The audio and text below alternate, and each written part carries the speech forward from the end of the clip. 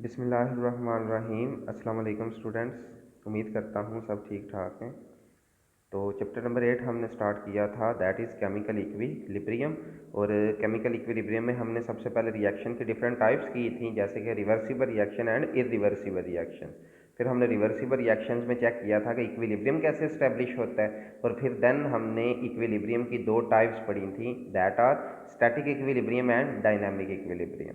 इसके बाद हमने डिस्कस किया था लॉ ऑफ मास एक्शन, और उसकी मदद से हम कैसे किसी भी रिएक्शन का इक्विलिब्रियम कांस्टेंट फाइंड करते हैं। हमने ये चेक किया था इस इक्विलिब्रियम कांस्टेंट के यूनिट्स क्या होते हैं, हमने ये डिफाइन किए थे। और देन हमने इसको क्वांटिटेटिवली भी डिस्क्राइब किया था कि हम कैसे Kc की वैल्यू को इन टर्म ऑफ मोल पर डेसीमीटर क्यूब में एक्सप्रेस करते हैं। इसके बाद हमने एप्लीकेशंस की थी केमिकल इक्विलिब्रियम की, जैसे कि direction of reaction, extent of reaction और क्वांटिटेटिव इफेक्ट। और क्वांटिटेटिव इफेक्ट को हमने डिस्कस किया था थ्रू ली शैटलियर प्रिंसिपल। इसके बाद हमने कुछ एप्लीकेशंस की थी ली शैटलियर प्रिंसिपल की, और देन हमने फाइंड किया था पीएच एंड पीओएच। और सिमिलरली पीएच एंड पीओएच की हेल्प से हमने एसिड डिसोसिएशन कांस्टेंट और बेस डिसोसिएशन कांस्टेंट को फाइंड किया था। देन हमने कॉमन आयन इफेक्ट और बफर्स को डिस्कस किया था। तो बफर से रिलेटेड प्लस इस चैप्टर से रिलेटेड हमारा लास्ट टॉपिक रह गया, that is calculating the pH of buffers. तो इसको डिस्कस करने से पहले हमें अगेन थोड़ा सा रिव्यू करना चाहिए बफर्स के बारे में। तो मैंने आपको बताया था कि ये ऐसे सॉल्यूशंस होते हैं जो पीएच चेंज होने पे रेजिस्टेंस शो करते हैं। कब? जब हम इनके अंदर स्मॉल अमाउंट में एसिड या बेस ऐड करें।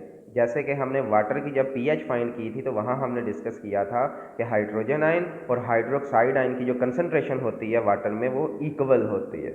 लेकिन अगर हम उसमें कोई एसिड ऐड करते हैं तो through common ion effect hydrogen ion की कंसंट्रेशन बढ़ती है, जिसकी वजह से पीएच 7 से लेस होती जाती है। सिमिलरली अगर हम उसमें कोई बेस ऐड करते हैं तो हाइड्रोक्साइड आयन की कंसंट्रेशन ज़्यादा हो जाती है और पीएच राइज कर जाती है। इट मीन अगर हम डेली लाइफ में हमारे पास कोई भी सोल्यूशन होता है उसमें अगर हम एसिड या बेस ऐड करें तो एसिड ऐड करने से पीएच ड्रॉप करती है फ्रॉम 7, और अगर बेस ऐड करें तो पीएच राइज करती है। जिससे क्या होता है, हमने पढ़ा भी था कि डेली लाइफ में हम अगर बायोलॉजी की बात करें तो मुख्तलिफ सैंपल्स को हम प्रिजर्व नहीं कर सकते।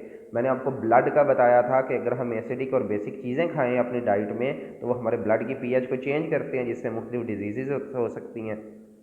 इवन अगर पीएच ज़्यादा ड्रॉप होती है तो वो हमारी लाइफ के लिए भी जानलेवा होती है। तो इसलिए हमने बफर्स के यूज़ पढ़े थे कि अगर हमारे पास सैंपल्स में बफर्स या बायोलॉजिकल सैंपल्स में बफर्स का अगर हम यूज़ करेंगे तो वो पीएच को चेंज होने नहीं देंगे। ये भी बिल्कुल ली शैटलियर प्रिंसिपल की तरह है कि अगर हम उसमें एसिड और बेस ऐड करेंगे तो उसके इफेक्ट को मिनिमाइज करेगा, टोटल कैंसल आउट नहीं करेगा। फिर हमने बफर्स की दो टाइप्स पढ़ी थी, एसिडिक बफर्स थे, बेसिक बफर्स थे। एसिडिक बफर्स में हमने पढ़ा था कि ये सॉल्यूशन होता है एक वीक एसिड का और salt of its strong base, यानी उसकी किसी स्ट्रॉन्ग बेस के साथ जो साल्ट बनता है इसका मिक्सचर है। फिर हमने बेसिक बफर्स पढ़े थे और देन हमने डिस्कस किया था कि बफर्स काम कैसे करते हैं। तो उसमें मैंने आपको बताया था कि बफर्स एक ही प्रिंसिपल पे काम करते हैं, that is common ion effect. और कॉमन आयन इफेक्ट में हमने पढ़ा था कि ये सप्रेशन होती है किसी भी वीक इलेक्ट्रोलाइट की फ्रॉम आयोनाइजेशन, जब हम उसमें कोई ऐसा कंपोनेंट ऐड करें जो स्ट्रॉन्ग इलेक्ट्रोलाइट हो और वो थ्रू कॉमन आयन क्या करेगा, इक्विलिब्रियम को डिस्टर्ब भी करेगा प्लस वीक इलेक्ट्रोलाइट की आयोनाइजेशन को रोक देगा। तो आज का जो हमारा टॉपिक है वो है बफर की पीएच कैलकुलेट करनी। जैसा कि हमें पता है कि पीएच होती है negative logarithm of concentration of hydrogen ions. तो अब हम बफर्स के अंदर भी ढूंढेंगे कि जो हाइड्रोजन आयन की कंसंट्रेशन होगी वो कितनी है, और देन उस हाइड्रोजन आयन की कंसंट्रेशन का जब हम नेगेटिव लॉग लेंगे तो हमारे पास किसी भी बफर की पीएच आ जाएगी। तो स्टार्ट करते हैं। फर्स्ट ऑफ ऑल देखें, हमारे पास ये एक जनरल एसिड है, ठीक है, यानी ये एक वीक एसिड है और साथ इसका strong salt of it strong base है, यानी कि जो कैटाइन है इसमें सोडियम का ये बेस से आया है और जो ए है वो बेसिक रेडिकल होता है वीक एसिड का। तो ये हमारे पास समझ लें एक पेयर है बफर का। ठीक हो गया। तो हम क्या करेंगे, हम इसकी पीएच को कैलकुलेट करने का तरीका देखेंगे। तो फर्स्ट ऑफ ऑल जो आपके पास पहला रिएक्शन है, हम इसकी के ए की वैल्यू फाइंड करेंगे, क्योंकि ये दोनों सॉल्यूशन डिसोसिएट हो रहे हैं वाटर के अंदर। तो एसिड डिसोसिएशन कांस्टेंट ज़ाहिर है हम एसिड का फाइंड करेंगे, तो ये होगा concentration of product over concentration of reactant. तो चेक करें, फर्स्ट ऑफ ऑल ये हमारे पास वैल्यू आ जाएगी Ka की। नेक्स्ट बात हमें ये पता होनी चाहिए कि क्योंकि हमने पीएच फाइंड करनी है और उसके लिए हमें हाइड्रोजन आयन की कंसंट्रेशन चाहिए, ये पोर्शन इधर ही रहेगा, ये पोर्शन दूसरी तरफ जाकर डिवाइड होगा और सिमिलरली ये वाला दूसरी तरफ जाके मल्टीप्लाई होगा। जब हम इसको रीअरेंज करते हैं तो हमारे पास ये पोर्शन आ जाता है। अब अगर हम इस पोर्शन को चेक करें, ये है हमारे पास एसिड और ये है हमारे पास उसकी कॉन्जुगेट बेस, और हमें पता है जब हम इसमें ऐड करेंगे सोडियम का साल्ट यानी इसी एसिड का साल्ट, तो थ्रू कॉमन आयन इफेक्ट क्या होगा, ये प्रोवाइड करेगा ए नेगेटिव आयंस, जिसकी वजह से क्या होगा, ये हमारे पास इसकी कंसंट्रेशन हमारे पास सॉल्यूशन में हो जाएगी ज़्यादा, और जब इसकी ज़्यादा कंसंट्रेशन होगी तो थ्रू कॉमन आयन इफेक्ट ये एसिड की जो आयोनाइजेशन है उसको मिनिमाइज कर देगा या यू कैन से सप्रेस्ड कर देगा। और इस तरीके से देखें, नीचे वाली वैल्यू जब बहुत बड़ी होगी, ऊपर वाली वैल्यू बहुत छोटी होगी, तो हमारे पास आंसर बहुत स्मॉल आएगा। ठीक हो गया। तो इस आंसर को रीज़नेबल बनाने के लिए फर्स्ट ऑफ ऑल हम इस एक्सप्रेशन का लॉग लेंगे, तो दोनों तरफ हम इसके बाद लॉग अप्लाई करेंगे। इस पोर्शन में यहीं लिखा हुआ है, इसको आपने अच्छे तरीके से रीड करना है। अब अगेन चेक करें, दोनों तरफ हमने लॉग अप्लाई कर दिया। यहाँ चेक करें, log of concentration of hydrogen ion, then log ये आएगा। इसके बाद हमें पता है, आप लोगों को पता होना चाहिए कि अगर वैल्यूज़ हमारे पास मल्टीप्लाई हो रही हूँ तो जब हम उनका लॉग सेपरेट करते हैं तो उनमें पॉजिटिव साइन आ जाता है। तो यहाँ चेक करें, ये वाला जो पोर्शन है लॉग ऑफ के ए सेपरेट हो जाएगा, मल्टीप्लाई की जगह प्लस आएगा, और ये लॉग ऑफ यानी ऊपर होगा एसिड और नीचे होगा उसका साल्ट। देन हमें पता है कि अगर हमने पीएच फाइंड करनी है तो हमें नेगेटिव लॉग चाहिए, दैट इज़ वाई हम दोनों तरफ नेगेटिव से मल्टीप्लाई कर देंगे, तो ये भी पोर्शन नेगेटिव हो जाएगा, ये भी नेगेटिव हो जाएगा, ये भी नेगेटिव हो जाएगा। देन क्योंकि हम पीएच फाइंड कर रहे हैं तो हमें पता होना चाहिए कि negative logarithm of concentration of hydrogen ion किसके इक्वल होती है, पीएच, तो इस जगह हमारा आ जाएगा pH. Similarly negative logarithm of concentration of के ए की जगह पी के ए, तो ये पोर्शन चेंज हो जाएगा पी के ए में, और जो थर्ड पोर्शन है वो एज इट इज़ रहेगा। तो अब हमारे पास जो एक्सप्रेशन है वो क्या बनेगा, p h is equal to p k a minus logarithm of concentration of acid and its salt. क्यों इसको साल्ट हम कह रहे हैं, क्योंकि ये आयन ज़्यादातर सोडियम और उसका साल्ट प्रोवाइड कर रहा है। अब इस इक्वेशन को अगर आप चेक करें तो ये इक्वेशन हमें बता रही है कि अगर हमें किसी भी बफर की पीएच चाहिए तो हमें सबसे पहले उस एसिड की पी के ए की वैल्यू चाहिए। दूसरे नंबर पे हमें रेशो चाहिए कंसंट्रेशन ऑफ एसिड, कि हमारे पास एसिड कितना अवेलेबल था, और concentration of its conjugate base. What is conjugate base, जब एक एसिड अपना प्रोटॉन दे देता है तो उसका जो रिमेनिंग पोर्शन होता है उसकी कॉन्जुगेट बेस कहलाती है। तो इट मीन्स अगर हमारे पास ये दो चीज़ें होंगी तो हम किसी भी बफर की पीएच को कैलकुलेट कर सकते हैं। तो यहाँ यही पोर्शन लिखा हुआ, चेक करें, A negative refer the concentration of salt, actually maximum possible concentration of A negative is given by an A, यानी आपको मैंने पहले भी बताया है कि क्योंकि जो हमारे पास एच ए है वो वीक एसिड है, जबकि जो एन ए है ये हमारे पास स्ट्रॉन्ग सॉल्ट है, तो इसकी डिसोसिएशन ज़्यादा है। इट मीन हमारे पास जो ए नेगेटिव की मैक्सिमम कंसंट्रेशन आएगी वो साल्ट से आएगी। दैट इज़ वाई हम ऊपर वाली इक्वेशंस को इस तरीके से भी रिप्रेजेंट कर सकते हैं। चेक करें, यहाँ हम इसके बजाय कंसंट्रेशन ऑफ एसिड लिखेंगे और इसके बजाय कंसंट्रेशन ऑफ साल्ट लिखेंगे, तो देन हमारे पास ये इक्वेशन आ जाएगी। ठीक हो गया। नेक्स्ट स्टेप देखें, आपको क्या चेंज नज़र आ रहा है, यहाँ नेगेटिव है, यहाँ पॉजिटिव है, और ये रिवर्स हो गए हैं। तो इंटरचेंज, जब हम न्यूमिनेटर और डिनोमिनेटर को इंटरचेंज करेंगे तो हमारे पास जो पावर बनती है दरअसल वो नेगेटिव हो जाएगी। ठीक, वो नेगेटिव फर्स्ट वाली जब लॉग से पहले आती है तो इसको पॉजिटिव कर देगी। यानी मैथमेटिक्स जिसको पता है उसको लॉग का रूल पता होगा कि पावर लॉग से पहले आती है, और ये भी पता होगा जब हम न्यूमिनेटर और डिनोमिनेटर की पोजीशन चेंज करते हैं जो पावर का साइन चेंज हो जाता है। तो इसको मैं थोड़ा सा लिखने की कोशिश करता हूँ कि देखें, हमारे पास ये एसिड ओवर साल्ट है, अगर हम इसको रिवर्स कर देंगे तो हमारे पास आ जाएगा साल्ट ओवर एसिड, प्लस इस साल्ट ओवर एसिड, इसको ऐसे लिख रहा हूँ साल्ट ओवर एसिड, और इसकी पावर आ जाएगी -1। तो साथ क्योंकि लॉग है तो ये नेगेटिव जब इस नेगेटिव से मल्टीप्लाई होगी तो इसको पॉजिटिव कर देगी। तो this is the final equations for calculating the pH of a buffer और this equation is also known as Henderson equation. और ये इक्वेशन क्या शो कर रही है कि अगर हमने किसी भी बफर की पीएच कैलकुलेट करनी है हमें दो पैरामीटर चाहिए, एक हमें एसिड का डिसोसिएशन कांस्टेंट की वैल्यू चाहिए और नंबर दो हमें कंसंट्रेशन चाहिए साल्ट की और एसिड की। तो जब हम इसका लॉग लेंगे तो हमारे पास पीएच आ जाएगी। तो लास्ट पोर्शन चेक करें।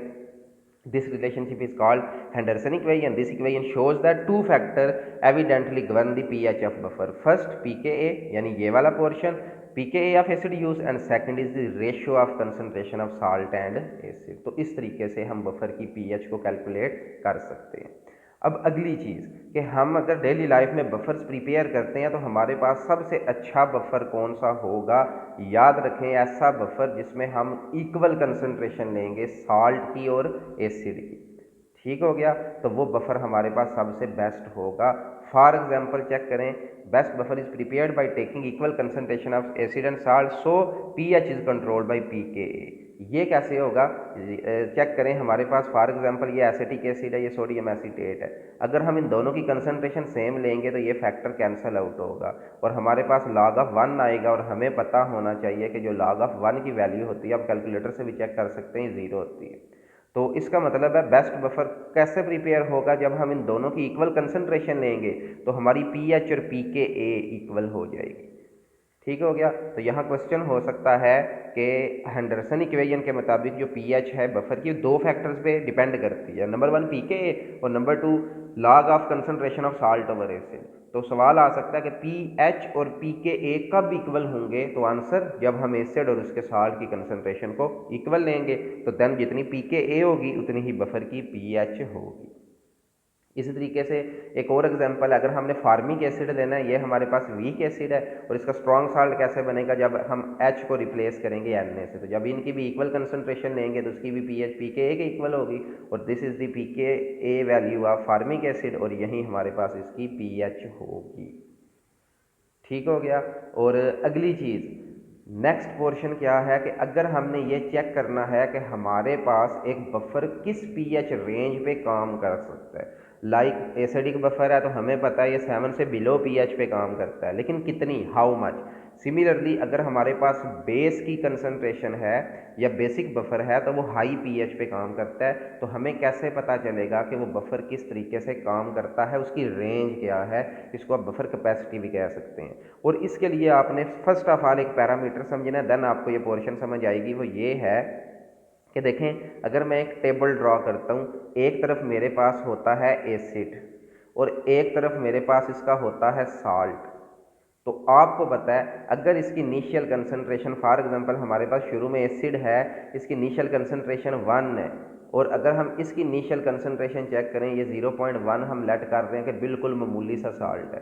तो जो जो रिएक्शन पास होगा तो आपको पता है इसकी कंसंट्रेशन फॉल करेगी क्योंकि रिएक्टेंट्स चेंज होंगे इसमें, और सिमिलरली इसकी कंसंट्रेशन राइज करेगी। अब कितनी, ये जितना फॉल करेगा ये उतना राइज करेगा। ठीक हो गया। तो इट मीन हमारा अगर एक बफर हमने प्रिपेयर करना है तो वो दो रेंज पे काम करेगा, एक उसमें कंसंट्रेशन ऑफ साल्ट और दूसरा उसमें कंसंट्रेशन ऑफ एसिड। तो हम क्या करेंगे, साल्ट की कंसंट्रेशन मैक्सिमम लेंगे, एसिड की कंसंट्रेशन मिनिमम लेंगे। ठीक हो गया। और हम हेंडरसन इक्वेशन की मदद से हम इसकी पीएच की वैल्यू फाइंड कर लेंगे। देन हम क्या करेंगे, ऊपर वाले को ड्रॉप करके 0.1 तक ले आएंगे, नीचे वाले को राइज करके 1.0 तक ले आएंगे। हमारे पास again pH change, log concentration change होगी, देन उसका लॉग लेंगे तो एक हमारे पास लोएस्ट पीएच की वैल्यू आएगी, एक हमारे पास हाईएस्ट पीएच की वैल्यू आएगी, और यहीं हमारे पास उस बफर की पीएच की रेंज या you can say buffer capacity होगी। ठीक हो गया। तो इसको मैं अगेन एक्सप्लेन करता हूँ, चेक करें। To prepare a buffer of definite pH we need a suitable salt for that purpose, or we can also manage the buffer of our own required pH by suitable selecting the concentration of the salt and acid, यानी acid और उसकी salt की concentration की मदद से find कर सकते हैं। और अब देखें फॉर एग्जांपल एसिटिक एसिड है 0.1 मोल और सोडियम एसीटेट है 1 मोल, तो देन हमारे पास देखें पीएच कितनी आएगी, pH is equal to pKa, ये पीकेए की वैल्यू है एसिटिक एसिड की, log of salt over acid put करेंगे यहाँ 4.74 आएगा। इन दोनों को डिवाइड करेंगे तो 10 और log ऑफ 10 1 होता है, और जब इसको ऐड करेंगे तो ये 5.74 आएगा। इट मीन अगर हमारे पास उसका साल्ट की कंसनट्रेशन बढ़ रही है तो हमारी पीएच जो है राइज होके वो 4.74 से राइज होके कितनी हो जाएगी, 5.74। सिमिलरली अब हम उल्ट करेंगे। उल्ट क्या करेंगे, साल्ट की कंसनट्रेशन को 0.1 कर देंगे, एसिड की कंसनट्रेशन को 1 करेंगे। देन हमारे पास 1/10 आएगा, -1 बनेगा, इसको हम माइनस करेंगे यानी इस तरीके से फाइंड करेंगे तो 3.74 आएगा। इसका मतलब ये हुआ कि अगर हम दोनों की कंसनट्रेशन इक्वल लें तो हमारी पीएच होगी 4.74।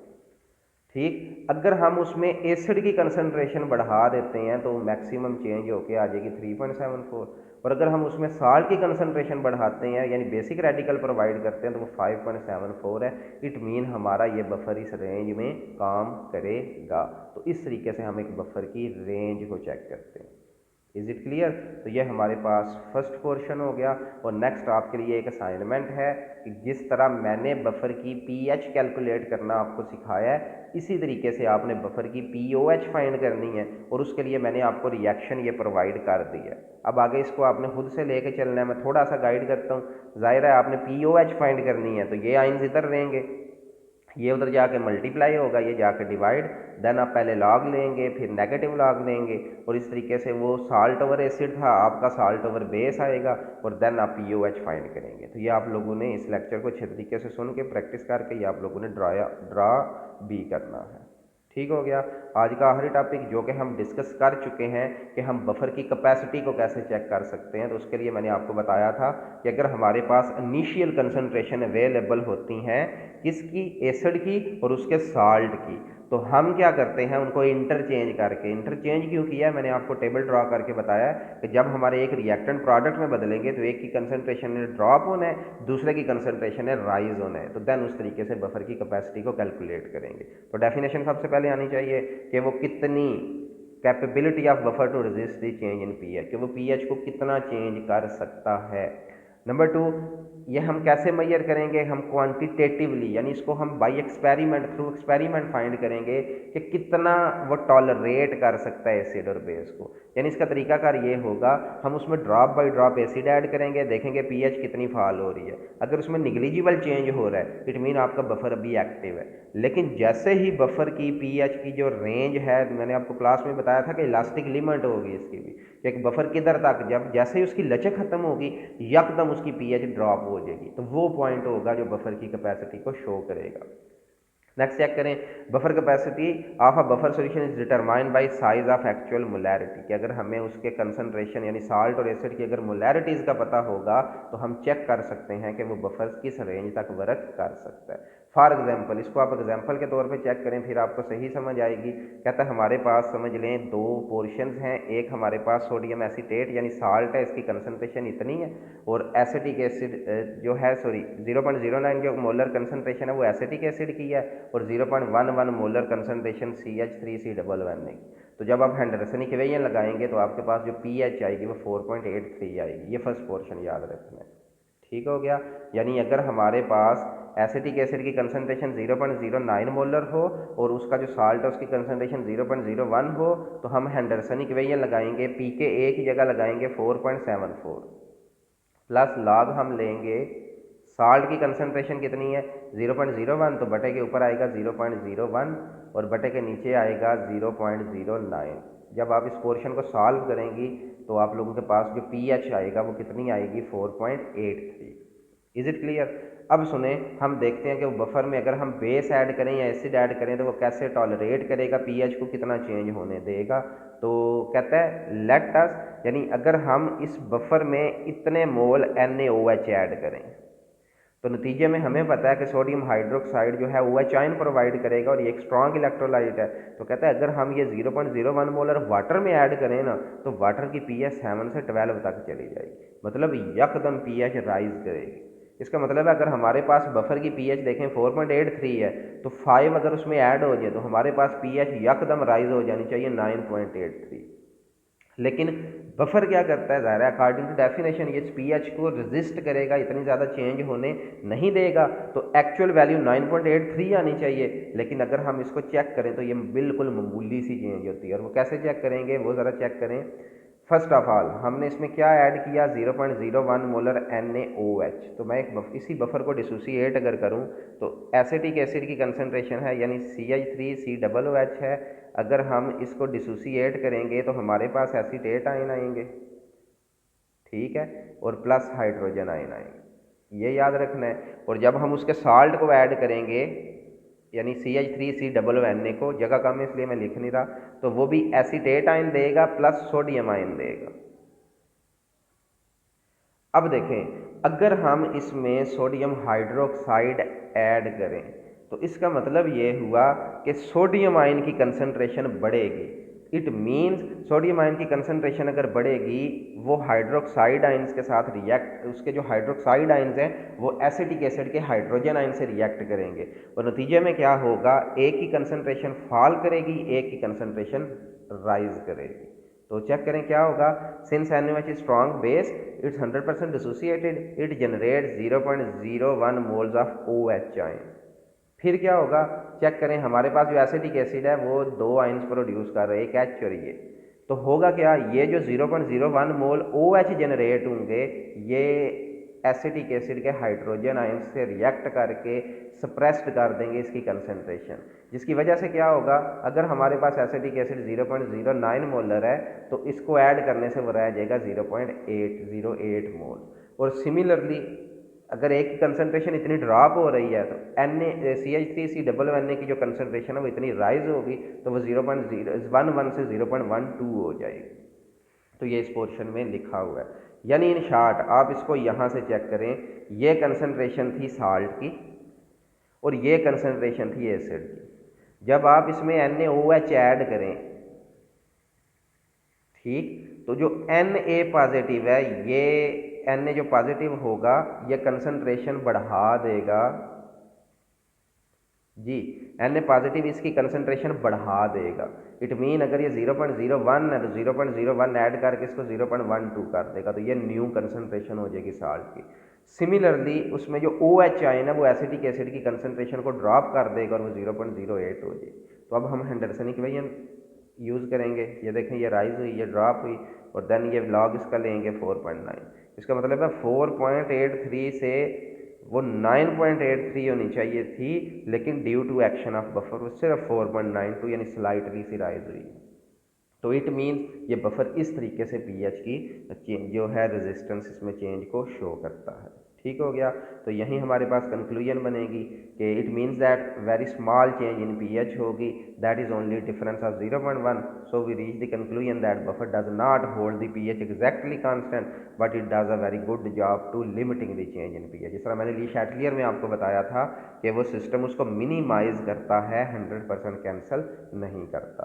तो ये रहा आपका चैप्टर नंबर 8, यही आपका चैप्टर था।